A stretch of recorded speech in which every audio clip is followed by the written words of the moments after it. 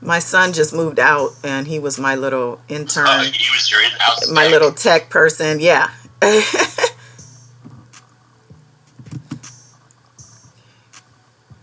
Think we're live. Hey, Goddess Warriors, Team Truth or Truth Warriors tonight. Give me some bells if you can hear me. I don't want to start until I know you guys can hear loud and clear. I do have Mr. Jim Derogatis on the line, and we're excited. So let me know.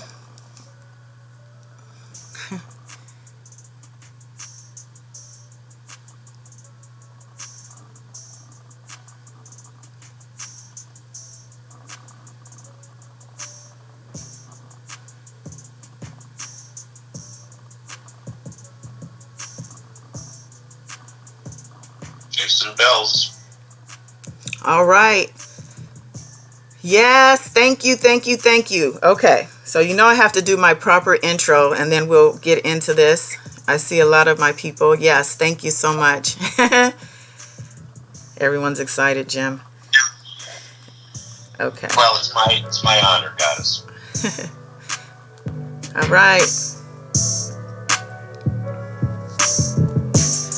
Hello world, welcome, or welcome back. I'm Goddess Dawn. It's Saturday, December 21st, 2019. Wow. And I'm here, unbelievably, honestly, I'm pinching myself, but I have the Jim Derogatis on the line, and he's here to chat with us, guys. So Jim, yes, say hello to the people. Well, thank you for the interest, Goddess. I appreciate it. Oh, it's sure, Jim. No big deal. You're actually it's look, my experience for 19 years in writing this book is that so few people cared, and to see people like you now starting this discussion, which is incredibly important. Or, I'm not African American. I cannot speak for the community. What I have done for 19 years and what I've done in this book is amplify the voices of women who said no one was listening to them or caring about them for way too long. And so now that this has been taken up by people like yourself, by people like Dream Hampton in Surviving, Lizette Martinez is here. Yes. And by people like Kenya and Oranike with Mute R. Kellyy, it's long overdue, and it's nice to see that community coalescing and finally caring. Yes, thank you for that. I'm going to read this comment from Miss Kim. She's one of my Goddess Warriors. She's in the chat, and I just loved her little statement, so we'll just start it off with that. Love you, Jim. And I thank you for your time and support for our culture and the victims and these babies. You're fucking awesome. So, bells to that. Thank you. So, we kind of, this was I won't say last minute, but we just kind of booked this. I didn't really, this I think deserves a lot more preparation. However, what I want to do is I have some questions from some of my people, and then I'm going to just throw some topics out there. I personally know, a lot of us do. I have someone in the chat who said she read the book 4 times, by the way. Wow. Yeah, that's the impact. But I want to throw some topics out there at you, and then we'll get your insight and or opinion, and, talk to the chat and just kind of do it like that, if that's okay with you. Yeah, of course. I'm here for you. Awesome. Oh, that's so sweet. Okay, so for those who don't know, we have here Mr. Jim Derogatis. He is the author of Soulless, The Case Against R. Kellyy. And boy, what a case it is. Or cases, I guess I should say. Music critic, right? Investigative reporter extraordinaire is what I like to call you.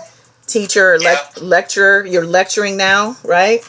Yeah, I'm an associate professor at Columbia College. That's amazing.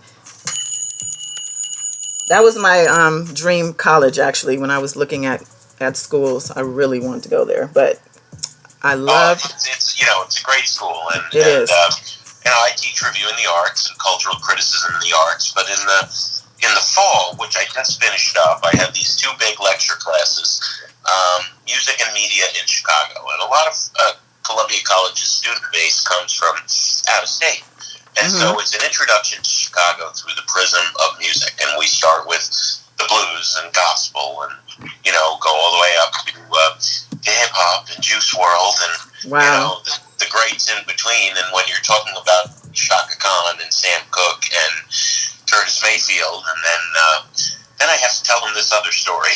Okay, that's a course in itself. Honestly, has anybody had that discussion with you? Well, we were having this conversation the other day, you and I, and being, essentially a music critic first and foremost. I started my career as an investigative reporter. That's how I had these jobs, and I believed something that 2 brilliant women editors told me early on. Sometimes you choose your stories, and sometimes your stories choose you. Right. And I don't feel I would have been a journalist, much less I would have been a human being if I ignored this story when it came to me in November 2000. But primarily, Goddess, I am someone who believes that the world is a better place because of this art form I love, because of music. And one of the things that haunts me, and we can go deep right away. Okay, let's do it. This story, one of the things that haunts me the most, in addition to the ruined lives of his victims and their family members and the communities that this tore apart, is the notion that so many of these young women, like Lizette, like Tiffany Hawkins, like Aaliyah, they were singers. They were brilliant artists who not only did he rob their innocence, leave them with lasting damage, he took away the power of music for them. And as someone who lives to listen, I have a radio show, Sound Opinions, on 195 public radio stations. I'd rather be talking to you about the Lizzo record. Okay. Right. But the notion that music can not only be a force to save our lives, but in this sad story, corrupt and ruin the lives of so many people. It's just tragic to me, Absolutely tragic. Tragic, yeah, that doesn't even cover. So, I just see some people. Let me just pause real quick and just say, I have a couple people in here. Keep R. Kellyy down. Keep R. Kellyy down on Twitter has been a force within herself. I don't know if you follow Keep R. Kellyy down, Jim, but I see pretty much everything hashtag R. Kellyy. Well, because the story is unfolding, and one of the things that hurts me beyond belief is the amount of people still supporting him, right, and tearing down people like Lizette and Gerhonda, who have been brave enough to speak out. Exactly. I mean, the amount of hate out there, and I don't understand that. Look, I really understand if his music was a part of your life. If I Believe I Can Fly was your kid's kindergarten graduation song, and Step in the Name of Love played at your wedding, and Ignition Remix was, at every backyard barbecue you've ever attended, I understand that it becomes your music as much as it is his. But to defend him in the wake of the evidence I've laid out in 19 years of reporting and in this book, the evidence that Dream Hampton presented in Surviving R. Kelly, don't these men and women have sisters, aunties, cousins, daughters that they care about? I don't understand how you can continue to defend him when he's got 30 years of ruining people's lives. This is my truth bell, Jim. I forgot to let you know about the bell. That's just when the truth is so real and so hard-hitting and just there. You have to acknowledge it with, the tingle. So, yeah, that is the question, honestly. I think that's a lot of why I'm actually on YouTube in this sector. It's called a sector, so we're in the R. Kelly sector. I don't know how I ended up here, but I do. I came here because of the docuseries, the Azrael story. I do readings and, tarot, so I came here to really I want to know what was going on. And from there, I didn't, the focus wasn't supposed to be this, but I think it's the supporters, or we call them the P Hive, FYI, but, or we'll say the super fans. if it weren't for their, vigorous attacks and, just the things that they do. I've had so many, I know you've been threatened. I've had myself been threatened. So death threats and this and that. So that is why I feel like I have to stay, because I think that the voice on, this side of the fence should be prevalent and consistent. And we have a couple other people. I think Grown Man Show. Shout out to you. I think he's in the chat. I think he may call in also. But yeah, so that support I don't get either. It's kind of like, I feel like the music, it's something to do with something about mesmerization. They're mesmerized, just like that. Well, I'm struck by a quote that his half brother gave me. That he is talking to MFers who are on his level. So I think at this point we are beyond people doubting that this is a successful, powerful black man, the most important voice in R&B in his generation, who is trying to be downed by, the big bad evil white, in my case, media. I think we're beyond that. I think there's an element of these people who condone what he did, who champion what he did, who maybe want to do or are doing what he did. True. And that is truly, truly horrifying. When Killa said to me, he's talking to MFs who are on his level. They talk about dog whistles and anti-Semites and racists using this dog whistle language where they are talking to other white supremacists, right? Mm-hmm. And I think maybe that in this case, pedophiles, femophiles, men who crave sex with underage women, and the women who kind of condone it or fantasize about it, I think that's what we're on the level of when you're talking about his defenders at this point. Right, I agree. And I've come to find that many of the women have themselves been abused, victimized as children or young girls also, which, that's some type of, obviously there's some help that needs to be had there therapeutically. A lot of people who have gone through these things haven't turned out like R. Kelly. So to defend him... No, I did interview about a half dozen psychosexual experts, psychiatrists, therapists, and what I've learned is that, the vast majority of people who are abused often become champions of other people who are being abused. They become defenders, they become advocates, and a small portion act out that abuse that was inflicted upon them. And that of course is tragic, but it does not forgive. The fact that, one of the things that I'm always struck at when I look at the 30-year history, because victim number one, Tiffany Hawkins, is 1991.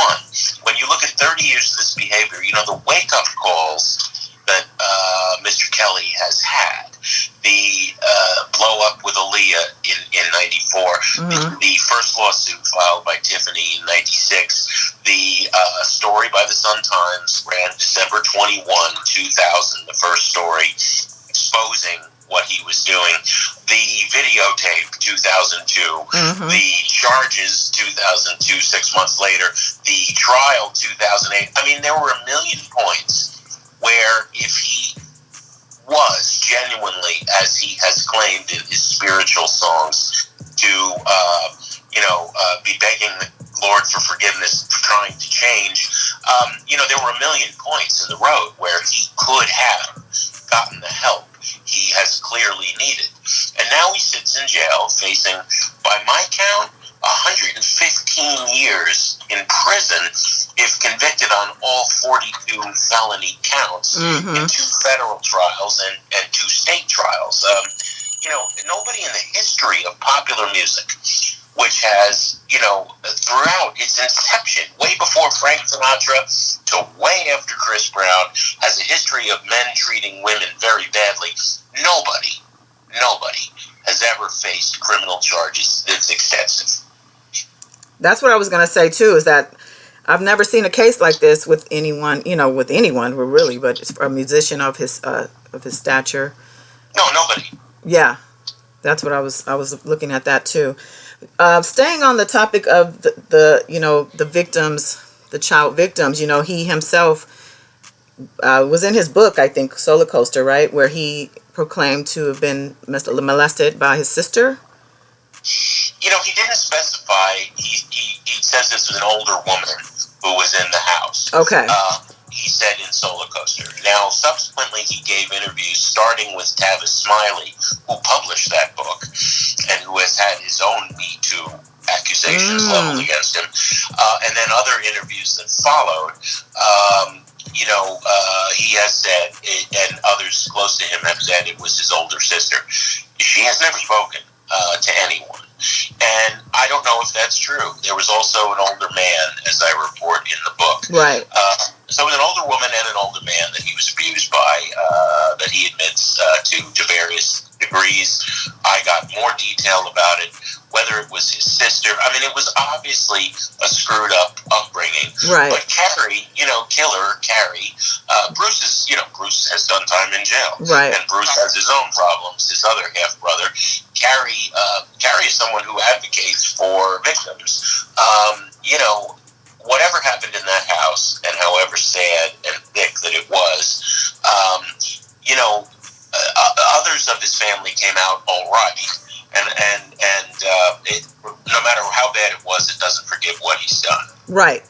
And the reason I brought that up was because I know in your book you pointed out the inconsistencies. I guess the ghostwriter or whatever kind of let him run, or he said that some things weren't exactly what he said. So my thing with that is, do we really know if that even is true? I mean, I don't know. I just feel like if it came from him initially, because he doesn't necessarily tell the truth.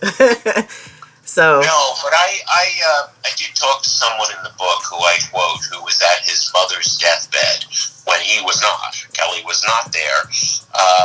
But I talked to someone who got it from Joanne on her deathbed, that he was abused as a child. Okay. So it wasn't the sister necessarily, because that's a big thing that people want to know. Where's this sister? The sister thing came out recently, and I think it could well be another additional ploy for sympathy. Right. Because he's an expert at playing for sympathy. The fact that the sister is a born-again Christian who has changed her name, who is alive and well, and has not spoken out. I don't know, if it is a lie, it is horrifying that she, is having to live with that. Yes. Without being heard. Right. I don't know, and I don't know even if Carrie, somebody just posted, Carrie has said that, Carrie has said it was the sister, but nobody knows exactly what happens between two people in a room. Okay. I see Demetrius Smith is in the chat. Well, hello and welcome. So I think Demetrius is someone who spoke honestly. Yeah. Admits mistakes he made, and was a key part of making it possible for me to tell parts of this story. Mm-hmm. Okay. He first spoke to me in the early 2000s. We were off the record then. This was before his book came out. I know a lot of people are hating on Demetrius now. Nothing Demetrius ever told me turned out to be untrue. Okay. Well, I see someone's pointing out, it says he literally admitted to taking a whole credit card after he stopped working for R. Kelly. Tell me how you didn't. Okay, so I guess he's been accused. Seems like a lot of people have been accused by R. Kelly for stealing and things like that. So I don't know if that's his way of getting people to just do what he wants, or... It's a pattern of over 30 years. Yeah. Of people who, he initially trusts and who trust him are eventually betrayed, and he turns upon them. Mm-hmm. And that is why these federal cases are so powerful, are growing more powerful all the time, because, a lot of people, stood by his side and saw things that they should have perhaps spoken out way earlier. Mm-hmm. But eventually when he turns on them and accuses them of stealing or disloyalty or whatever, there's a lot of people out there who have grievances against him. And one thing I had to be aware of as a reporter for 19 years is, people say, well, this person was out to get Kelly or that person was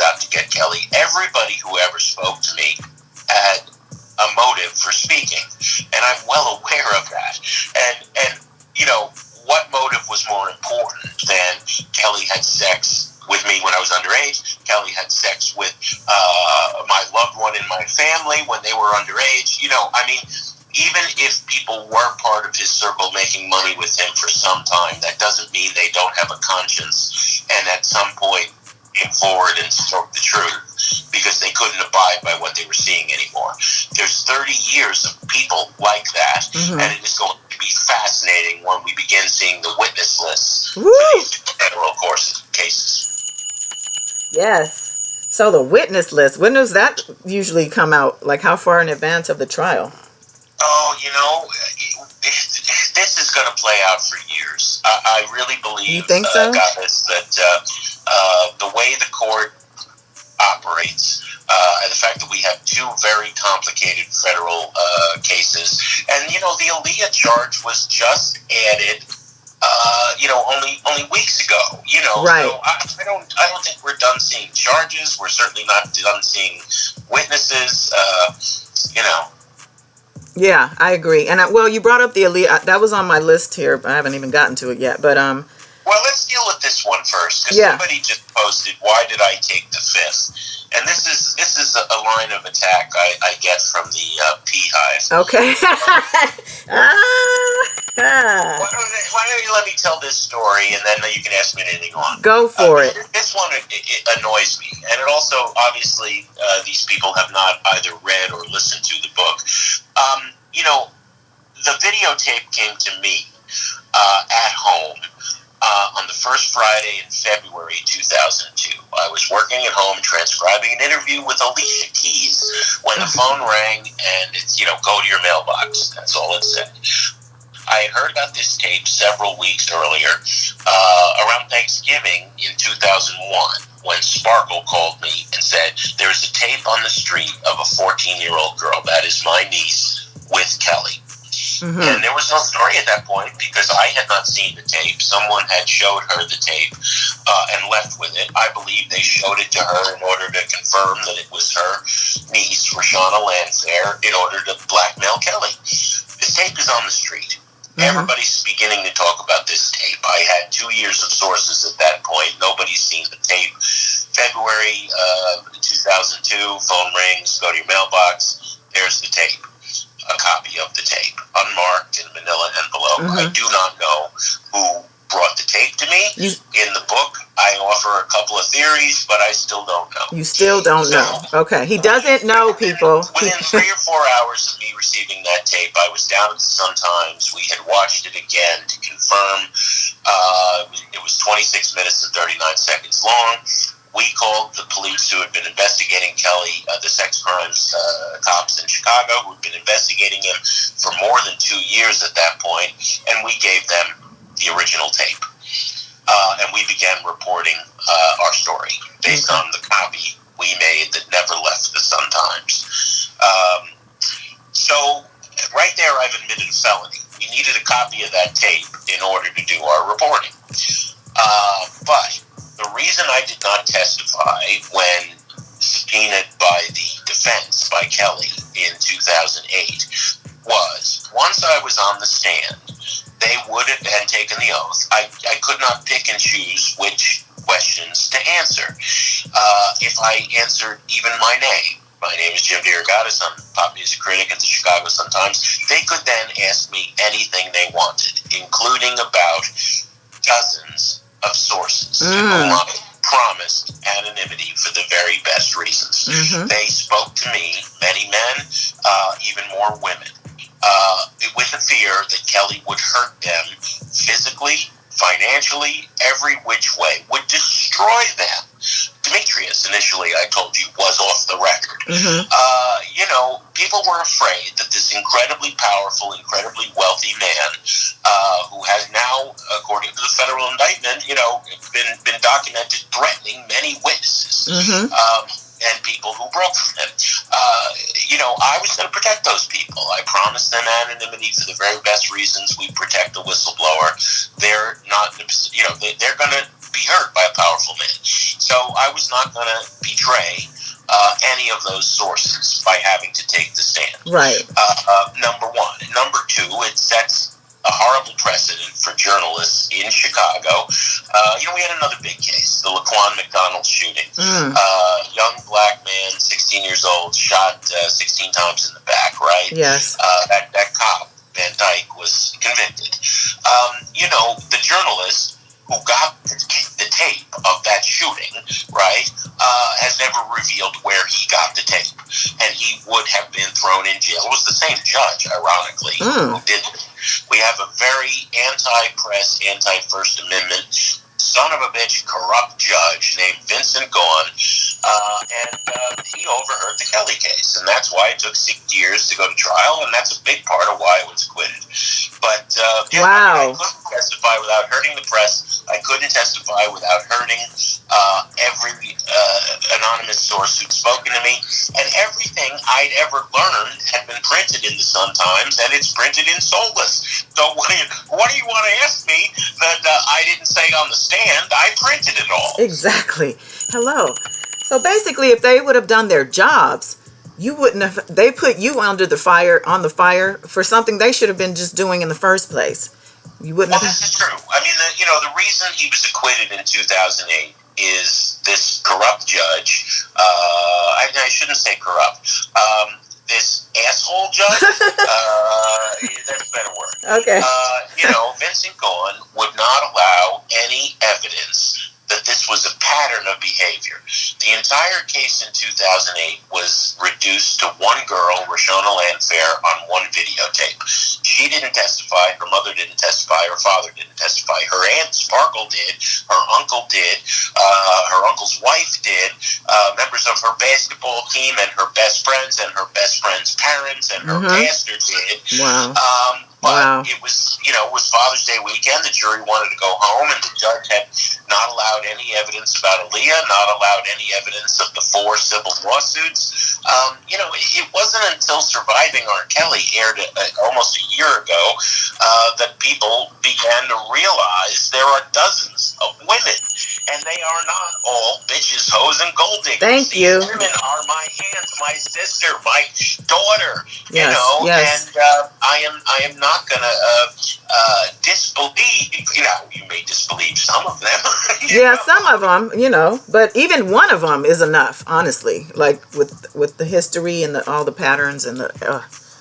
No, absolutely. And Lizette was on here before. When Lizette came to me in 2018 and said, I have a story, I'm finally ready to tell my story. This happened to me years ago in Miami. And I said, holy shit, you're the girl from Miami. Mm-hmm. I first heard about the girl from Miami in 2000. Wow. And in 2018, the girl from Miami tells me her story. I first heard about your Honda, shortly after the trial ended, and shortly after her sexual contact with Kellyy. It's so hard. You always want to say relationship. It can't be a relationship. She was underage. Absolutely. Kellyy. I first heard about that shortly after it happened, but it took her 5 years to find the strength to say, I want to tell my story now. I want to go on the record now. It took Dominique Gardner 9 months before she spoke to me on the record the first time. So, it has never been like these people looking to get famous overnight. Let me tell you a story. In many cases, it's been years. And I worked on the Savage and Clary story for a year and a half before it was published. If those people were looking to get a sensational headline and quote-unquote get rich quick, I reported that story for 9 months before it ran. Wow. You said so much in just those few minutes. So let's unpack that a little bit. The judge. Yeah, I can shut up and let you ask questions. Yeah. Judge Gone. Is that how you pronounce it? The first judge? Yes, okay. So, yeah, there was a question, I think, from Twitter about him. And how do you feel about him? Well, you just said what you felt. But the fact, and he also, I believe, partied afterward with the people. Yes, he threw a open bar party for the defense, the prosecution, and all the reporters who covered the. I've got no respect for him. If he died tomorrow, I'd spit on his grave. If he hauled me into court now for contempt of court, I would say you're an evil son of a bitch that represents the worst of our criminal justice system. That right there. I'm going to have to timestamp this because this is going to get tweeted. That statement right there. And isn't, I guess judges aren't able to be brought, I honestly feel he should be brought on charges. He was first appointed to the bench in an interim appointment. And then judges run for election every 4 years. And the problem with our democracy, Goddess, is that people may vote for the mayor up top, and then don't even read the rest of the ballot. And every 4 years, the judicial review commissions in Chicago, in the state of Illinois, would say Judge Gahn is mercurial, he has a ridiculous temper, his rulings are erratic, and people would just check the ballots and he'd get reelected every 4 years. Our democracy is a very good idea on paper, and it doesn't always work in practice. And look at who we have in the White House right now. Exactly. Yeah, we're dealing with people. So if you get the wrong people in the right positions, then that's typically what happens. So let's see, Geronda. There was a question about her. You mentioned her. She, I think, said something about a misquote or even a lie, maybe from you in your book about her. Do you know anything about that? Yeah, I when she tweeted that, I asked her what she was talking about, and I wanted to talk to her. It was a member of her family at first told me that the way she got in every day to the trial in 2008 when she was cutting her sophomore classes in high school and going to the trial was with a fake ID. And in fact, she said it wasn't a fake ID, and they just didn't even bother to card at the door. They were supposed to ID at the door, the sheriff's officers, because anyone under 18 was not supposed to be admitted, because they showed the goddamn 26-minute, 39-second horrifying document of a rape in court. Several dozen times. Wow. So Geronda took issue with that, which I didn't understand her gripe with me, because, the BuzzFeed story ran in August 2018. She never had a problem with that. And she essentially has a problem with one sentence in the book, and that there was fake ID. She didn't have a fake ID. It seems so innocuous to me. Yeah. I had a fake ID at 17. I used it to get into Maxwell's and CBGB's to see punk rock shows, in Hoboken and New York, where I grew up. So yeah, it's a common. It's pretty common for teenagers. Geronda's a passionate person, and I think she amplified her disagreement with me. Wait, so she's saying she didn't have a fake ID at the court, or at the trial? At the trial. At the trial. And I made it clear when I first reported her story in BuzzFeed and in Soulless, when Kellyy asked her to show him her ID. She was 17 at the time. She showed her legitimate Illinois state ID, and I mean that's the key. The key is whether she had a fake ID or didn't. She showed Kellyy her ID. He damn well knew how old she was. Exactly. That's, so as a minor, even if you are showing a fake ID, you're a minor, and she looked like a minor from what I could tell. She had 17. She looked like she was 14. Yeah, right. I mean, the pictures of her, now she had lied to the press. She was interviewed by numerous, everybody who covered the trial, interviewed the two young women who called themselves R. Kelly's #1 fans. One of them was Geronda, and the other was a girl that Geronda befriended, who actually was of age. And once, R. Kelly stopped to sign an autograph for them, and Geronda borrowed her friend's ATM slip, and Kellyy, she showed me the autograph, Wow. So when she was interviewed by MTV News, when she was interviewed by the Chicago Tribune, she gave her age as, I forget, but legal age. But in fact, she was underage at that point. Okay. I think the concern Geronda has is that what legitimately happened to her happened when she was underage, that Kellyy knew she was underage, that she had shown him her state ID, and there were other questions about her age. Hey, there were questions about Aaliyah's age. Right. All right? When Age Ain't Nothing But a Number came out, Jive Records had all the publicity hype. She was was 15. She was attending Detroit High School of Performing Arts, blah, blah, blah, blah, blah. And then the wedding happens, and Vi prints the marriage certificate but doesn't do any reporting. And then off the record, Jive Records and Kelly's publicist and Aaliyah's publicist are saying, well, maybe she's 15, maybe she's 18, right? They were trying to make that story go away. They were trying to save Aaliyah's career and Kelly's. They were intentionally putting out all this BS about how old Aaliyah really was. It wasn't until the December 2000 story in the Sun-Times, my partner Abden Palish and I, we got Aaliyah's birth certificate. We could confirm how old she was. We had the marriage certificate. We knew it had been falsified. We had the annulment, and we had court papers. And, a lot of this, there was a lot of people lying for a very long time. Right. And, excuse me, because of those lies, this has gone on way further than it should have. My point in bringing up Geronda and saying that, as a minor, if you have a fake ID, which a lot of young or older teenagers who are minors do have, it is still the adult's responsibility to use discernment to decipher that that's a child. And if you aren't questioning that and not acting accordingly, then you have a problem as an adult. So the people who blame Geronda is what I don't understand, because she was a child. So, well, people picking apart, I say in the trailer of Surviving R. Kelly 2, which I haven't seen yet. I say in the book, I've said in every damn interview, I know the names of 48 women whose lives were ruined by this man. And we can pick apart bits and pieces of the stories of every one of those women. Some of them we can pick apart in a serious way. Drea Kelly, what did she know? She was married to him for a very long time. And others we can pick on. Lizette, was challenged by some asshole from PMZ the other day. You were there, Goddess. I was there. This is rape culture 101.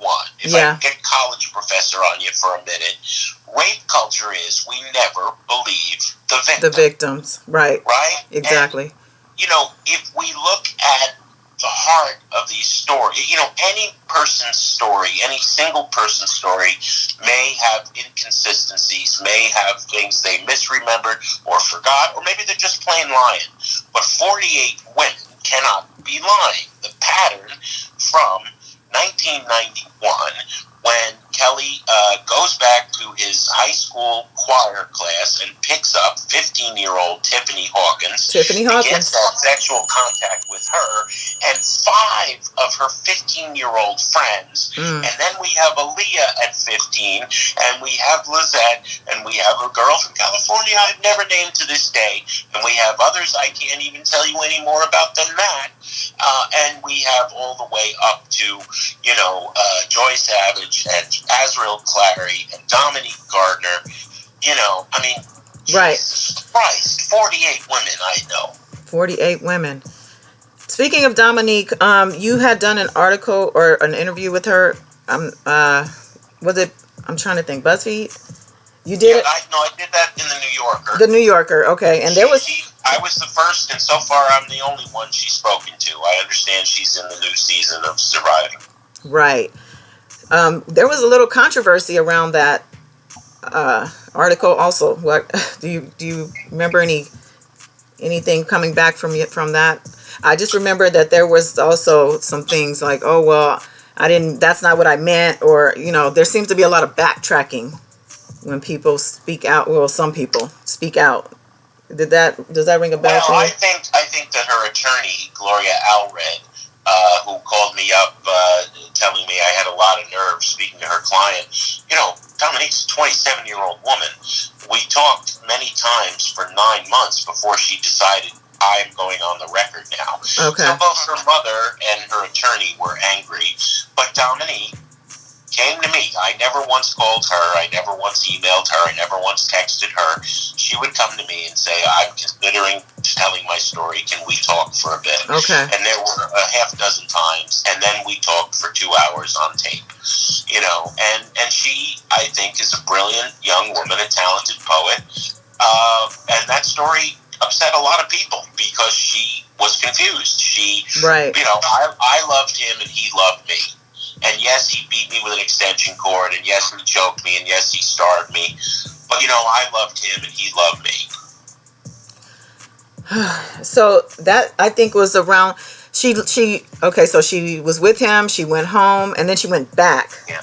And I think... Listen, Goddess, if you talk to any cop on the beat, the good cops, 9 times out of 10, they show up at a domestic violence call, and the woman can be battered, bleeding, and bruised, and standing next to a husband who looks like he just did it, and she says it's all a big misunderstanding. We right. love each other. Yeah, I absolutely do. This is not uncommon. I worry about Dominique. She only went on the record after she had started therapy, because every time we talked, I would say, are you getting help? Why are you calling me? Why are you calling me? Why aren't you talking to a therapist? Right. And when she said, I want to speak my truth, I was like, okay, then let's go. I hit record, and every single thing I reported from her was on tape. Okay. And she called me the day the story ran and said, thank you. Okay. Thank you. You got it right. Okay. And I, actually that's what your Honda had said, and that's what Lizette certainly said, and that's what Tiffany said, and and then they get hit. Everybody who ever spoke to me, these women who did the most difficult thing any woman can do, which is to rip out their soul and talk about their sexual abuse at the hands of a wealthy, powerful, and beloved man. The courage that takes is beyond my imagination. And then they are rewarded with hate in their own community, at their own freaking churches, in their own family backyard barbecues. That is beyond my understanding, and I have nothing but empathy and sympathy for, the people who've been so brave as to tell the truth. And why are they telling the truth? They were not telling the truth to get rich, Goddess, right. Not for the $1,000 that Lifetime would give you for your photograph, not even for your airtime. Nobody's gotten rich off of this. The people who spoke out did it to stop other people getting hurt. Right, exactly.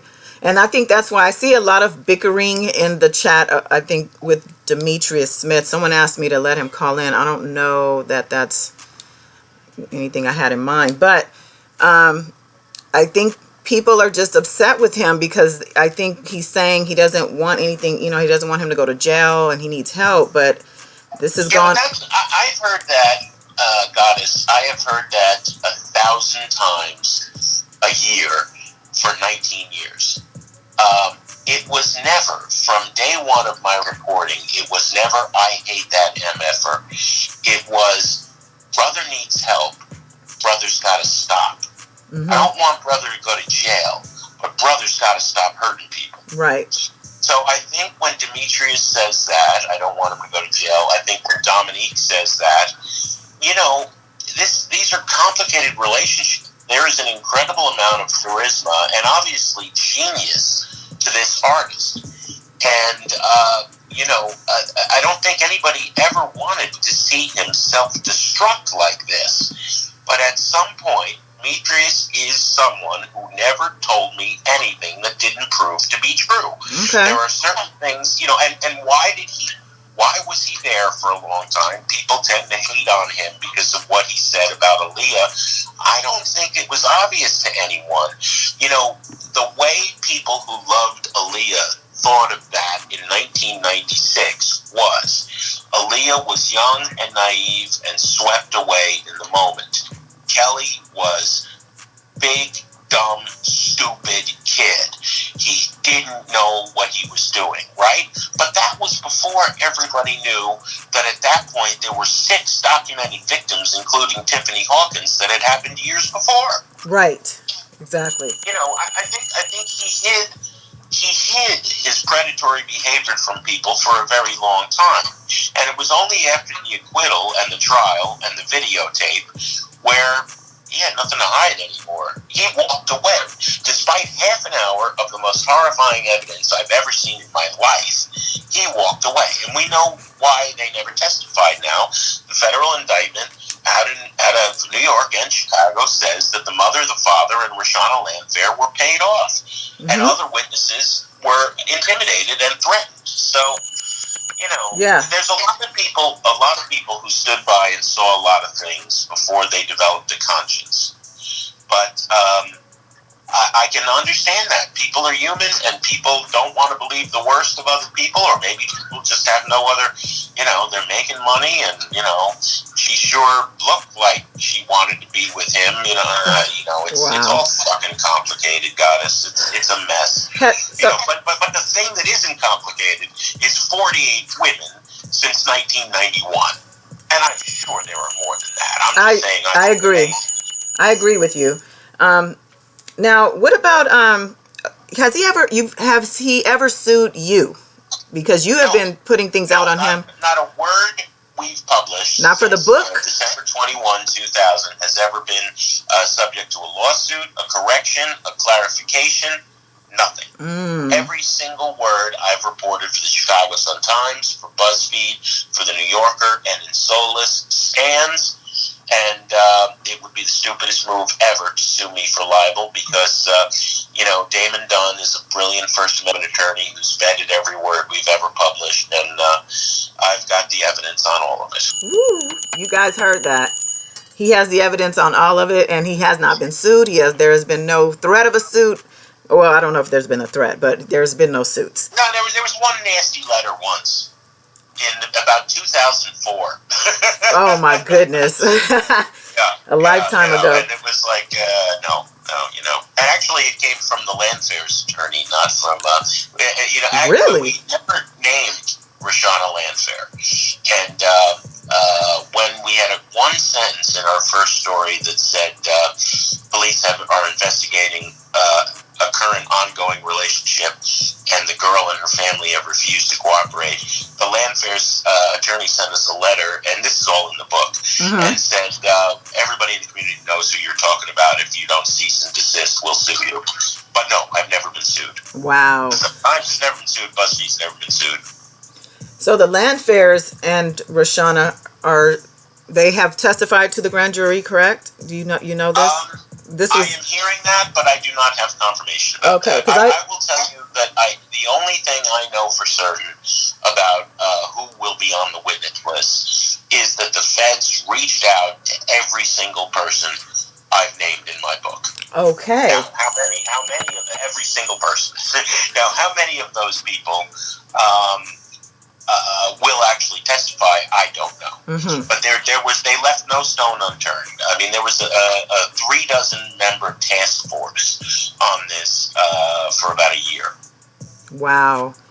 You guys see the book cover, Soulless, the case against R. Kelly. Listen, you have to read this book if you haven't read it, if you don't already have it. I know we do have many people who have read it or listened to it, but it is available online in the bookstores. Go get it. Just you guys have to know, this stuff right here is everything. We've been covering this stuff all year.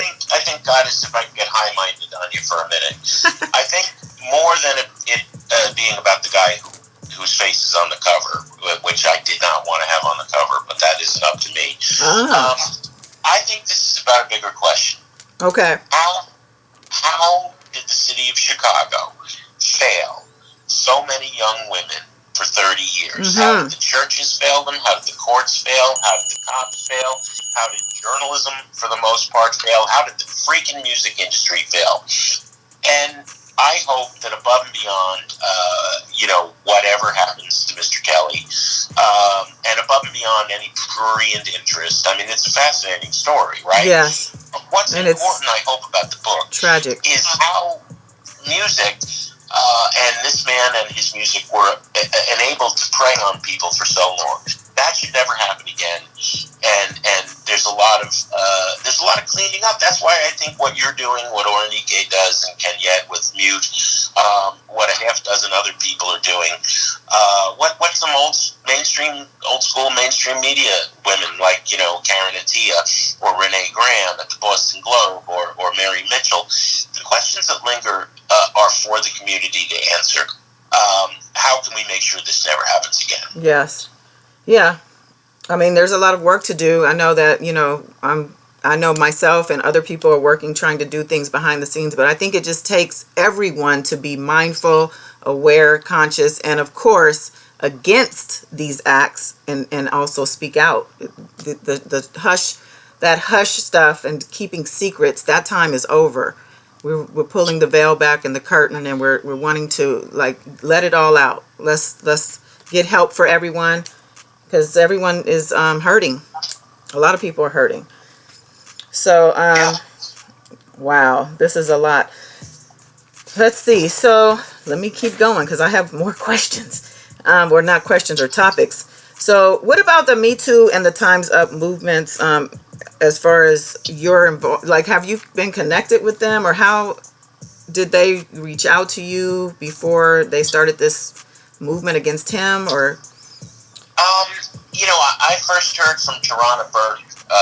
I'm incredibly flattered to say. I mean, Tarana gave me a call. He said, "I want to thank you for what you've done about R. Kelly all these years." The day the book was published in June of this year, I got to do an event in New York with Tarana. And, let's not forget, she launched Me Too 16 years ago. Right, yes. Long before Harvey Weinstein. Those two stories were published in the New Yorker and the New York Times in October of 2018. My BuzzFeed story about the cult and Geronda ran in the summer of 2018. Me Too didn't start with Harvey Weinstein. It started with Tarana Burke. And when it brings a tear to my eye. I mean, I'm sitting with this woman and I'm thinking, this is what it must have been like to sit with Dr. King or Malcolm X in 1965. In terms of starting a global conversation that is only the entire history of humanity overdue about the way women are treated. I just think she deserves a freaking Nobel Peace Prize. She absolutely does. So basically, what we're saying is that she had this organization helping young victims and women of color, right? And I think that Alyssa Milano tweeted a hashtag Me Too and didn't know that it was even connected to her, but it went crazy, and because of Weinstein and all that. So of course, the more celebrated people, Black women of color are always buried under their stories are buried under the more celebrated in society, I'd say. So I got a lot of traction for this quote. It gets repeated all the time. To be clear, I have only ever repeated what 100 Black women have told me, and that is, nobody matters less in society than Black women. Yeah. I'm a fat white rock critics goddess. At the end of the day, I'd much rather be talking to you, as I said, about Lizzo or Sturgill Simpson. And we can absolutely do that. One of my best albums of the year. Okay. Yeah. But as a journalist, one of the things we are supposed to do is to amplify people who no one is listening to.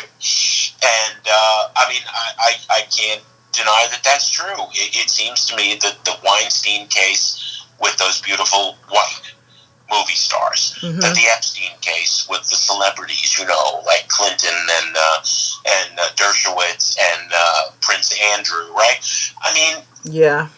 Nobody cares about how this man was going to the Evergreen Plaza shopping mall in Chicago for 30 years, was going back to Kenwood Academy and Whitney Young High School, was going to the Rock and Roll McDonald's and picking up 15-year-old Black and brown girls. I always forget to say brown. Lizette is the only Latinx victim I know of. I don't know of a single white. Out of the 48 victims, 47 were Black, and Lizette is a proud Puerto Rican. Yes, she is. Yes, she is. So speaking of that, what about Hallie Calhoun? You know anything about her? That just kind of came up. I have never spoken directly to Hallie. I've spoken to people who are close. Okay, so you don't have any. But I never, because she never spoke to me. I never. I don't feel like I can tell her story. Right. But there is a story. I think we can all assume by our own. When he moved to Atlanta halftime, and he's got the cult of the 6 women whose names we knew, but we didn't name in BuzzFeed in 2018. Hallie was the only girlfriend regularly being photographed in public with him, which is exceedingly rare. If you scour the web, you're hard-pressed to find even a picture of him and Drea, and they were married, for more than a decade. Right. 3 babies, right? Mm-hmm. But Hallie was rare in that he was, he allowed himself to be photographed with her. It seemed like a campaign, actually. It did. Well, yeah, and many people say he married Drea to put off, the accusations of Aaliyah and the other underage girls he was continuing to pursue. Yeah, I did some little research also, and the timeline did seem like he started his family right around that time. The trial coming and all or the buzz about it, first of all. But so plea deal. What do you think about? Oh wait, before I do that, there's a question in the chat from the Grown Man Show asking about a girl in Oak Park. Call me back in a few. Hold that call, you guys. I'm gonna open the line in a couple minutes. Okay, sorry, Jim. No. A girl named who? There's a girl in Oak Park. Oh, Oak Park. Well, Oak Park was Roshana Landfair. Oh, okay. Well, and there may well have been others, but Roshana was in Oak Park High School at that point, talked to many of her classmates, and it's the girl on the videotape. I mean, it was a complicated thing. It's a rule in the mainstream media that rape victims are not named, right? Unless they decide to speak publicly. And so rape victims are almost never named. Underage victims are never named unless they're shot down in the street, right? Murder victims are named. But underage victims of any crime are never named. Right. So partly by the press never naming Roshana Landfair, sometimes never used her name. She was not named during the trial by 99 out of 100 media outlets. One, Reuters did. So by not naming her, she wasn't a person. But the jury heard from her aunt, Sparkle, and her uncle, and her uncle's wife, who happened to be a Chicago police officer. And I had talked to, and the jury heard from her fellow basketball players and her classmates, and she was the kind of girl who always ran out to get the newest pair of Air Jordans the day they arrived in the store, and she stopped to hug every single person in the hallways of her high school in Oak Park, and she was bubbly and effusive, and she was a singer, rapper. None of this, she was not a human being.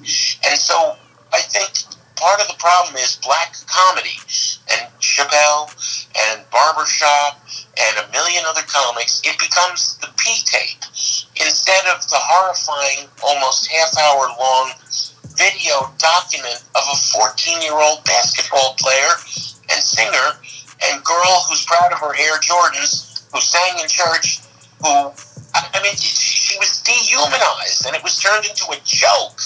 And I don't know how fucking people can laugh at that, and I don't know how Saturday Night Live can still be laughing at it and do that cold open sketch with making fun of the Gayle King interview. It was funny, it was surreal, it was weird, but it's not a laughing matter to Lizette and Johanna and Ashante and Tia and Aaliyah and Patrice Jones and Tracy Sampson. It was never funny to those women. Right, yeah. That's the nature of the entertainment industry. And then on top of that, it lightens it up a little when they do that. So it could be a tactic also. Make it less serious than what it is in the mass to the masses. Yeah. So someone was calling in. I think if you want to call back in, this might be the time we can take a couple calls. And then, because we're hitting an hour now, I don't want to wear Jim out. Jim, this can't be our last conversation. Like, you're too cool, I'm happy to come back. I am. I appreciate that. Yeah, I think after the docuseries, part 2 of the docuseries airs, I'm probably interested in getting your thoughts on some things. What do you think about so you said you haven't even seen the trailer yet. I remember you said that. I saw the trailer. Yeah, oh, you did see the trailer. I have Okay. not seen the show. I did not participate the first time. Oh, that's right. That was another question from someone. So, why did they ask you or? BuzzFeed had published the cult story after 9 months of reporting when 3 other news organizations had passed on it. And BuzzFeed was interested in doing a documentary, and I was loyal to BuzzFeed. I also was exceedingly dubious about Bunham Murray, the production company behind Surviving, because Dream Hampton was not associated yet. I did not know Dream personally until last year, but I knew her reputation and I respected her. But she wasn't associated. All I know is I'm getting a call from these producers who do The Real World and Keeping Up with the Kardashians, and I was like, I'm working with BuzzFeed. Oh, okay. So you couldn't. Okay. Now, obviously, what Dream did had tremendous power because finally America at large was having the experience I'd had for 19 years. Sitting in a room with these women, one after another, and having them tell their story because no one had listened. And so finally people are meeting these people the way I have. And I think that was valuable. And I would have done it if Dream had been connected at that point. Okay. And now there was no point for not doing it. And but still, I mean, I wanted to get the book done first, and I wanted to have as accurate an account of 19 years of this goddamn story as possible. Right. And everything I've learned that I could prove, and there's a million other rumors, but everything I learned that I could prove is in the book. Exactly. The book, you guys. Soulless, the case against R. Kelly. The case is. But Jim started the case. Jim, heralded this investigation. Thank God. Nia Marie, one of my moderators, my warrior sisters, she's saying, Goddess, please thank Jim for me. I'm horribly triggered, but very grateful, in all caps. Jim, you're the man, and this is from Kim. I appreciate you. So you have a lot of love here, of course. The Beehive has me as a member of the KKK and champion of black genocide, and also nothing that a man who's eating himself to death writes should ever be believed.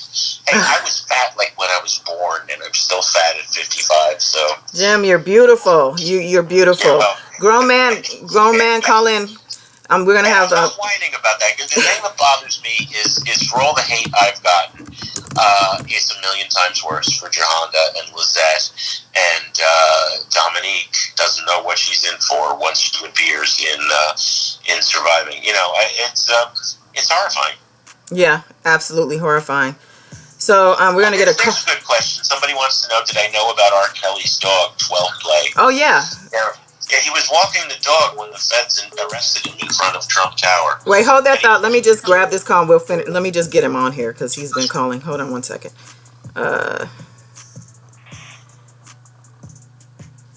Okay, grown man, hold that thought. Let Jim go ahead about 12 Play, and we'll continue from there.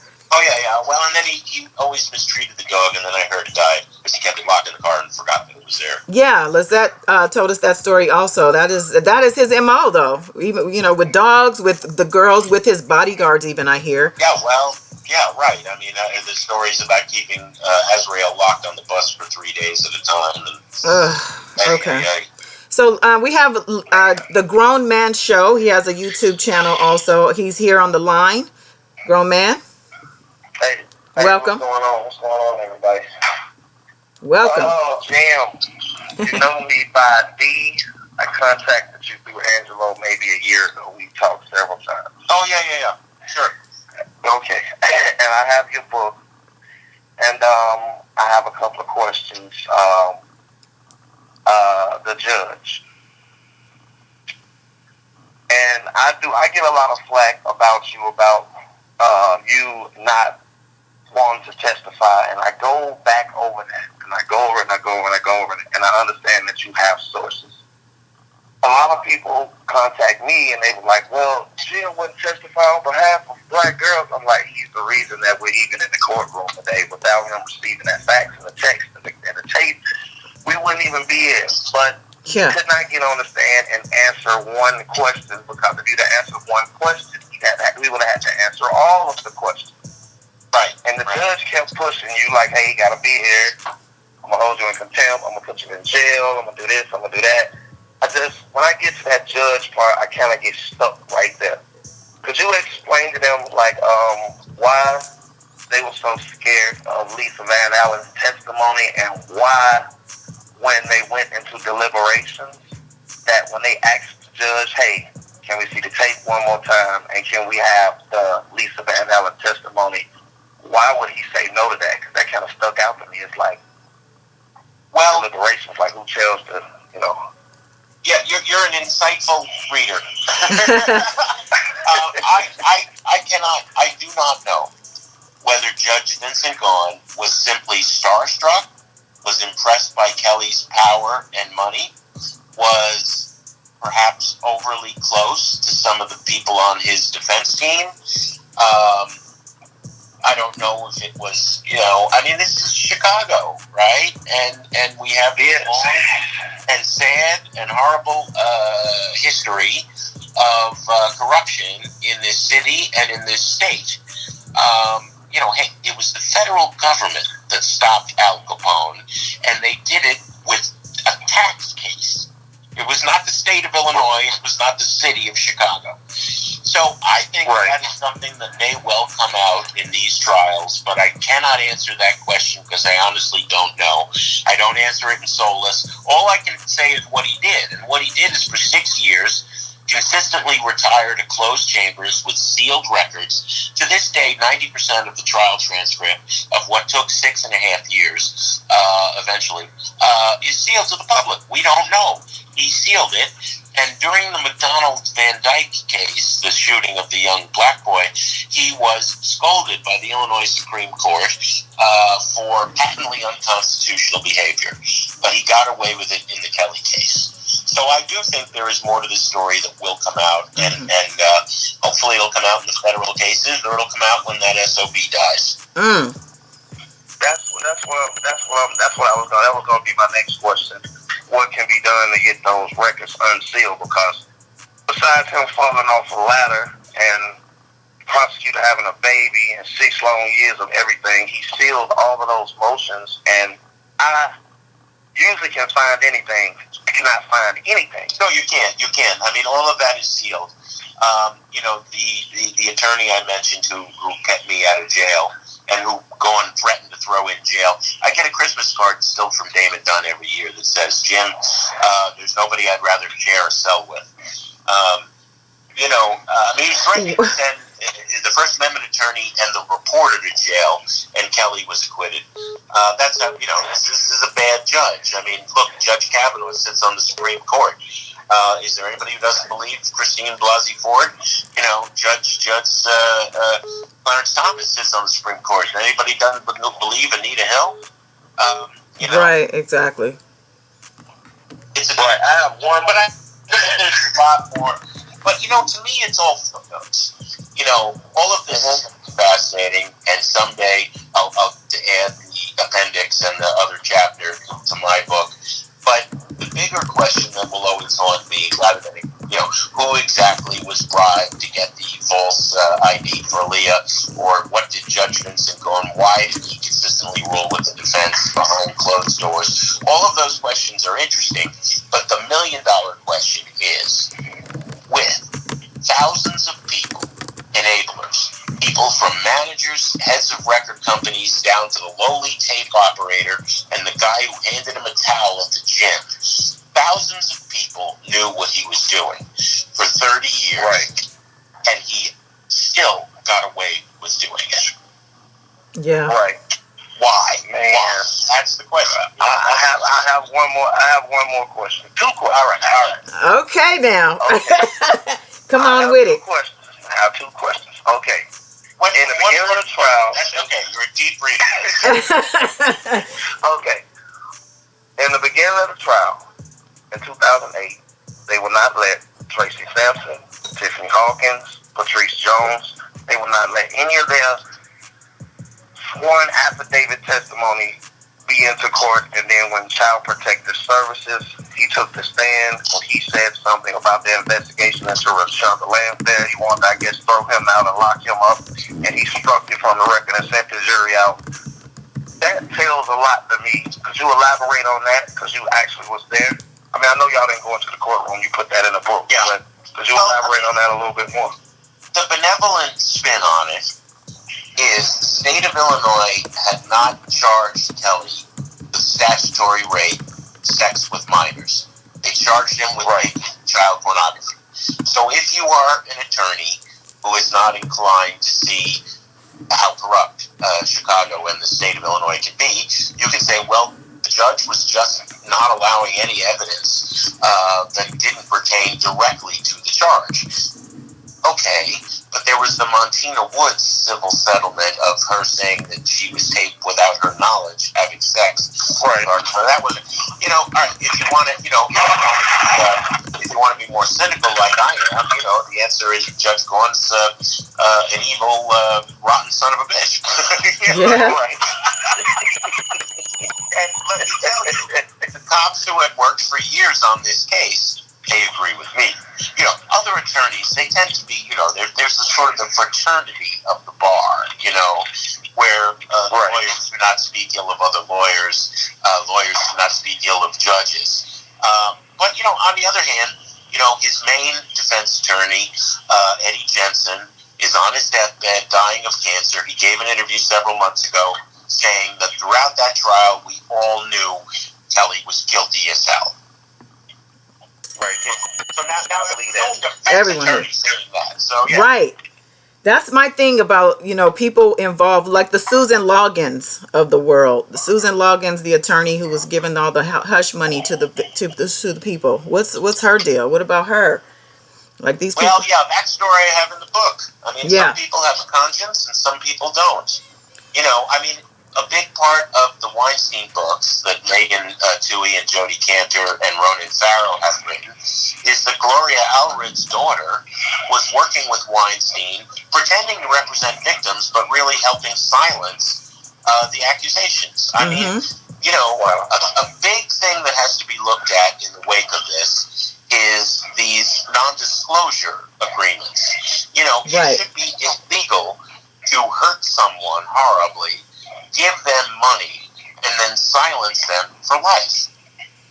I didn't think they would stand up and if it would be a tool available to predators. Right. And, when you think about the courage of men, why was I not testifying? I'm not testifying because maybe some of the people who spoke to me broke their non-disclosure agreement and their lives were going to be ruined potentially if they were known as speaking to the press. Now,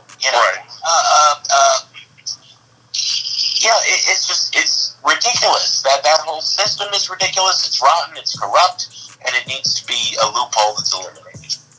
Yeah, I thought people like Gloria Allred and Susan Loggins making a lot of money, and is it doing what's right? Ooh. They say, well, women are going to go to court. They're not Gloria going to be believed anyway. If you want to get justice, you should make and pay. But then the crimes continued and continued and continued and continued times 48. Yeah, so JC in the chat brought up something that I was trying to say. If a non-disclosure is covering a crime, is it not voided out? That's my understanding. How do you have someone sign a non-disclosure when you're about to commit a crime on them? That's crazy. Well, there's a lot of it's different from state to state. Damon Dunn, who was the attorney who represented me on the First Amendment stuff, is of the opinion that in Illinois there's case law that makes non-disclosures not binding whatsoever. Mm-hmm. But I think it's the threat of it being, even if it's not something they're going to win in court, to sue you, it's just like none of us want to get sued because we don't have the money to pay a lawyer for 1 hour. Forget about 100 hours or 1,000 hours. I mean, Kelly's defense team that got him off the hook, that he was paying for 6.5 years, were charging $750 an hour. There was 4 of them, an army of paralegals, and Eddie Jensen once bragged to my reporting partner, Abden Palish, this case paid all my grandkids through college. So, that's the thing. If you have the resources of a Harvey Weinstein, a Jeffrey Epstein, or an R. Kelly, you can literally get away with murder. And, isn't that O.J. Simpson story? Wow. Wow. Do you have any other questions, Mister? I'm talking to two brilliant black people. It's not news to you that our corrupt, our criminal justice system is hopeless. No, it's definitely not news. It's just, it's sometimes you just go, wow, even though it's a wow moment. Grown man, you have any other awesome questions? I have one more question. I have one more awesome question. Yes. On December the 9th, the lawyers for R. Kelly were really, Doug Anton went to court, and he was requesting the names of the victims in the new superseding indictment. And it turns out that he does not know the identities of Jane Doe number 2 and Jane Doe number 3. Mm-hmm. Has any one of those victims reached out to you, or do you know who they are and you don't have to tell us here? In the Illinois case? No, in the new superseding indictment out of New York. Oh, no. Yeah. No, that's interesting. I to tell you the truth, it has been. I've tried to make a chart, and you start to worry when you're like one of those cheesy serial killer being tracked down by the detectives, and you got like lines between the dots on the chart, you know what I mean? And it's like, no, I can't. I'm not even sure. I believe there's 14 victims now, and I only know like 10 of them. Wow. And the fact that you're saying, wow, there's 14 on record going within this trial. That's a lot of people. That's a lot of girls. 14 girls? Right. And now they just threw Aaliyah at him as well. Yeah. And then there's all the women who spoke to me in the book, and there's all the women who spoke for surviving. You can see how that number gets up to 48 really easily. Yeah. I think when it was done, it's going to probably be double that. Right. And let's not forget about Azrael and Joy. Absolutely. Right. Yeah. Wow. Okay. So you sure that's it, Mr. Grown Man? That's it. Okay. That's it. Thank you. Well, thank you. I appreciate you for all you do. You never stop. I'm happy to come back and talk to you guys down the line too. It's awesome. This stuff is going to take forever to wind through court. Yeah. Well, this guy has a platform himself. He's growing, so I'm sure he will hold you to task. Goddess, great job. Awesome interview. Thank you. Great to see you, Jim. I'll keep in contact. Thank you, everybody in the chat. Thank you very much for supporting Goddess. Yes, thank you, guys. Thank you for supporting Jim, and I'm out. All right. Thank you. Right. Okay, cool. So we, I had someone else, but I think they bowed out of this. I think it was taking too long. So my apologies for that. But, we have to let people speak, and, Jim is not rushing me. So I'm taking advantage. I'll come back at you, guys. It's not a problem. Okay, perfect. So let me just get this one little text out because she did say she wanted to call. Okay, so let's see. I think we covered a lot. I appreciate your candor. You've been amazing. And let's see. What's next for you, Jim? Like with this, are you still? What do you at this point? Where are you at with this situation and your work? I'd like very much to be done with this. Okay. I really understandably. Would. At some point there will be a paperback edition of the book, and I will update with the federal cases, federal charges, and wherever we're at in court. But there's a reason that the book ends for me with finally. The story starts for me with the facts in November 2000 that tells me about the Tiffany Hawkins lawsuit and makes several other accusations. And I finally met Tiffany in January of this year. Okay. Before the book came out. June. So, 18 years, and, what it meant to meet her and finally hear from her directly and not just read the court case. It ends for me with her. It began with her, it ends with her. And the thing that haunts me is she had a voice like an angel. She, from the south side of Chicago, with her two best friends, and her number one best friend, Aaliyah, she sees the world and sings in Paris and Amsterdam, London, and Rome. And not only did Kellyy take her virginity, not only did Kellyy have sex with 5 of her other 15-year-old friends, not only did Kellyy, have sexual contact with and arguably do his best to ruin Aaliyah's life, he took away Tiffany's dream of becoming a singer. And the book ends with me saying, I know you don't sing anymore. Can you even listen to music anymore? And she said, no. So, as someone who is primarily, a rock critic, a music critic, pop music critic, R&B critic, soul critic, gospel critic, all right? Someone who lives to listen. And Sound Opinions is on 125 public radio stations across the country and on podcasts. Someone who's written 11 books about music. Despite, I admit, off my name, you've made a career. Bullshit. I've written 11 books about music. I teach reviewing the arts and music and media in Chicago. I have this radio show. Music is my life. To think about this man killing so many people dream of singing and even their joy of music. That's really fucking horrifying to me. So I'd like to never think about him again. But okay. I think there'll have to be another chapter on what becomes of these kids. Right. Like you followed it this far to put a nice little bow on top of it with, the outcome of everything. But you said you think it's going to take years. So, I was under the impression. It's going to be years before. Because we're talking about 2 big federal cases in the state of Illinois and charges in Minnesota. And, this is going to take years. Okay. But, he's never getting out of, I don't believe he's ever going to breathe fresh air again. He's never getting out of prison again. So really, it's over. And when people say, over. You must feel good about that. No, fuck that. I feel what all the women I've talked to feel, which is, this is really too little, too late. Exactly. And he can't continue doing it if he's in jail. That's my thing. Like, we don't need him continuing this. I don't know how much influence he's... But as people are saying on the chat, meanwhile, Joy Savage is not singing. Azrael Clary is not singing. Exactly. Tiffany Hawkins is not singing. Lizette is not around to sing anymore. Lizette too. Yeah. Is not singing. Exactly. Tracy Sampson wanted to be producers, not producing. Fuck this guy. Oh, there it is.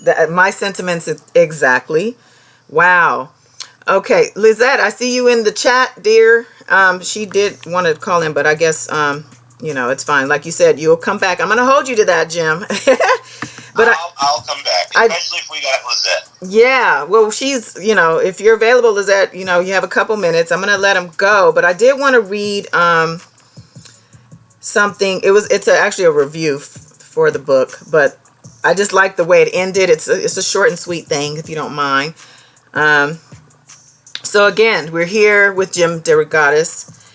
His book is Soulless, The Case Against R. Kellyy. It is available everywhere. Go online, go to Amazon. You can get it real quick. So a review here for the book. This is an excellent book. I did not expect to enjoy this read. Surviving R. Kellyy is so harrowing. But Dero, he calls you, has written a captivating piece of investigative journalism. I blew through it in 2 days. Unlike the doc, the book creates a real sense of place by featuring an incredible cast of Chicago characters surrounding Kellyy, including music legends. But I appreciated the vivid details of the characters like injury lawyer Loggins, Stepper Uncle Henry, Judge Gone, Reverend Meeks, Jive Records, who we didn't talk about here, the CPD, and many more. The added context illustrates how a predator like this could get away with such brazen crimes for so long. I got a chill from reading that. and how fame and money protect people. Dero did an incredible amount of research and provides a fair yet strongly ethical narrative voice. He also makes a point to appreciate the many people who worked together to investigate this case and how many writers and activists struggled to get the story heard. What Dero did that so many wouldn't do was listen. He listened to the many people of this story, and he does them justice. This is what journalism is meant to do: relentlessly follow the truth. What I found to be his most chilling sentence came near the end, discussing Kelly's long overdue comeuppance. All three, documentary, hashtag, and journalism, played a role, but even that powerful combination wouldn't have been enough if Kellyy hadn't finally run out of money. And that's the end of that. And is that your true? Well, he sins, and I admit I'm a broke ass legend, and that's the reason he's in jail. Oh, we have the call. Wait, hold that thought, Jim. Hold that thought. Let me get her. Oh, what happened? Okay, here we go. Hey, love, hold on one second. Let's let Jim finish his thought on. Okay, go ahead, Jim. Even if he had the money he had in 2006, I believe you're not getting out from under the feds. The feds are not messing around. Okay. And people wanted to know what you thought about the plea deal, too. So do you think, you see that in his future? Oh, you know what? Maybe he'll plea down from 110 years, 115 years to a mere 35. I mean, he's 53. Yeah, that's true. All right. Well, we have Lizette Martinez on the line. Hi. Hello, Lizette. Yes. Good. How are you?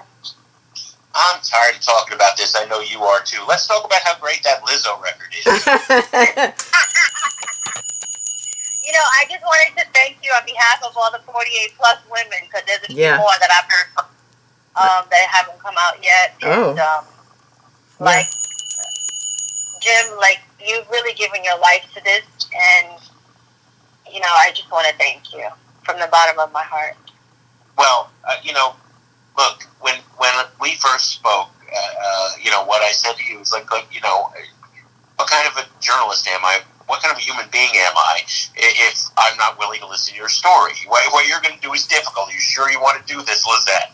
And I don't think, I know, Lizette, when we first talked, you had no idea what you were opening yourself up to. And I got to admit, I feel really guilty about that. And I said that to Tiffany Hawkins, and I said that to Jerhonda.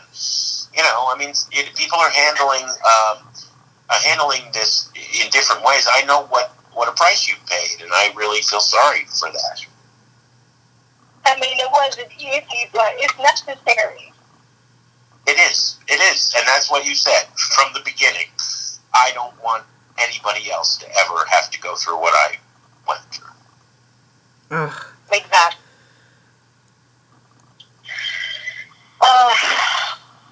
But here we are, so I guess, we did what we had to do.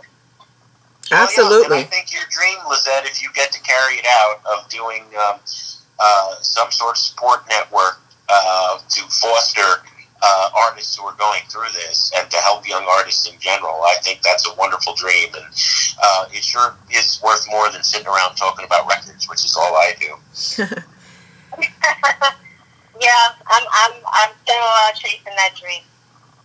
Do it, girl. She has a beautiful voice. Hopefully 2020 will take me there. You guys, she has a beautiful voice. I heard it. We were in the restaurant. They were playing the music, and she just started belting out. I couldn't even believe it. I was like, was that you? Is that really, wow. Definitely keep doing that, Lizette. Keep following that dream. It's not dead. Your voice is amazing. Wow. I just got touched. My heart. You guys, both of you are very integral to where we are today with this. And from myself and the Truth Warriors and everyone in the building here, thank you so much, both of you. Lizette, if not for you, Jim's work couldn't have, gone as far as it has with yourself and others like you. So, it's a team effort here, but wow, you guys are amazing. Strong hearts of lions and lioness. Amazing. So let me get the bell. Yeah, absolutely. Lizette is much stronger than me. She's pretty tough. Jim, I can't wait to see your interview. I'm excited. Yeah, I hate fucking TV. You gotta worry I do too. I look like a cried fucking, like I've been crying for 10 hours. It's like my face is puffy, but whatever. It is what it is. Yeah, people don't realize though they might have talked to you for 10 or 12 hours, and you're crying for 2 minutes, and that's the 2 they use. Right, exactly. That's right. You know, it's but that's the book stand, and I think the stuff that you've been doing in public, Lizette. I gotta get a loop of you telling that guy from TMZ off. Yeah, that was amazing. What money did you think I made? I'm still looking for him to give him a little more. Yeah, there you go. Give him hell. I gotta hire you. Yeah. Run interference for me. Look, she handled him. She's pretty fearless. Yeah. She served his lunch. She did. Lunch, dinner, breakfast. Yeah. All right, cool. Bye, guys. Thank you. Merry Christmas, Lizette, and my best to the whole family. Say hi to your mom. Thanks. I will. I'll talk to you. Bye-bye. Bye. People don't realize this, guys. When I first told Lizette's story, I had to talk to her best friend from high school. I had to talk to her mother. I had to follow in order to prove everything we were saying. I mean, you know what it's like to call up a woman like Lizette's mom and say, I'm sorry to bother you. I need to ask you some questions so that you know what that's like? Oh, I can't imagine. And that's the kind of fearlessness. Not only is Lizette talking to me, Lizette is knowing I'm going to talk to her best friend from high school, knowing I'm going to talk to her family, knowing that her kids are going to read that. I mean, the courage to speak out. And it took her a long time. I mean, this happened to her a long time ago before she came forward. And I'm not judging anybody for that. I mean, right. This is the path that every individual woman takes. And there are so many who have not ever talked about their sexual assaults. Mm-hmm. It's just horrifying. So yeah. And to have on top of that get bashed, harassed, threatened, shitted on, right. basically, right. for doing so. Lizette came out because of the others and to help and to, give some consistency to the stories. And then this, she gets treated that way, But I'm not going to hold you anymore. Look, it's been an hour and a half. You've been amazing. You said you're coming back. So I'm going to just say, you guys, he'll be back. Any last words for, the people, the world? Well, for this moment? I think that the conversation you guys have started is incredibly important, and I think it needs to continue, and nobody needs to hear another word from me, that's for sure. I will go back to playing with my punk rock band in front of 15 people and writing record reviews, and I think the work you're doing now, Goddess, is really super important. And that conversation needs to continue. Absolutely. Thank you. I did have one more thing since you said it, and thank you for that. And I'll take the torch and we'll see, we'll keep running. But with that said, you covered this guy and these things for over 2 decades at this point. And you've talked to a lot of women and heard a lot of stories. Do you, in that position, have any words of wisdom for young girls and women as far as avoiding an R. Kelly? I think women have got to respect themselves more. Okay. But that's deceptive because people who are close to Kelly said he knew the ones to go after. He knew the ones that would break down easiest. I think one of the powers he had as a predator is being able to see women with self-esteem problems or mm-hmm. bad situations at home, or he knew who would be susceptible, right? And that wasn't even always true. I mean, Azriel Clary, according to her parents and her sister, was troubled, had attempted suicide, but Joy Savage seemed to have a really supportive family who was paying to send her to college, paying for her to follow her dream in music. I don't think we can judge any one of these women. Mm-hmm. And, I don't know that if you have a predator like that, I don't know if there's anybody, no matter how strong and how good the family is, if they're going to be not susceptible. I really don't. Yeah. Okay. Yeah, and that was the one other thing too, was the fact that it's Chicago being the backdrop. I've talked to a lot of women myself, and they say that's Chicago is their quote. I've heard that from so many people. Like, that's Chicago. It's like the way of Chicago. Is that what your sentiment is also, being a resident? As far as the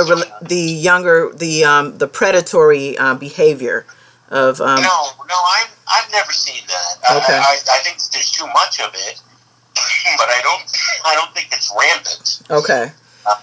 It could be in those communities too, though, because I think that it's a different story when you're in that impoverished. I don't know your background, well, but Mary Mitchell, who's obviously a brilliant African American woman, but was my colleague at the Sun Times, and Mm-hmm. she consistently made the point in all those years we were writing about R. Kelly was that not all of the high school girls who are getting pregnant by high school boys. Right. That there are many older men, and but that's not for me. I'm not a member. I'm not a woman. I'm not African American. Right. I think that's a conversation that needs to be had in the community. Yeah, absolutely, absolutely. And we're not talking relationships, because I want to press, and I want to stress that we're talking abusive relationships, not just. The language is very hard. I mean, it's not an underage relationship with an underage girl. No, she can't legally consent. Therefore, it's rape. Right. And that's an ugly word, but the law calls it statutory rape. Mm-hmm. Exactly. Okay. Well, there it is. And next time we'll have to talk about something cheerier. Yeah. We hopefully we'll have a lot more cheer to talk about next year, throughout the year. There you go. Yeah. Well, have a blessed holiday. Same to you. Same to you, Jim. Thank you again. Thank you from myself and everyone. Take care. We'll talk. Peace. You bet. Thank you. All right, guys. Well, damn. I appreciate you guys for being here. I see you guys in the chat. Dr. Grown Man, I think Demetrius needs to go on your platform. I think that'd be the perfect platform for him to talk about whatever it is he wants to get off his chest. I do want to also say that next Saturday I have another interview. This is not even the interview I was teasing. I have another interview from an insider who was part of his camp, part of R. Kelly's camp in that time frame that he was there.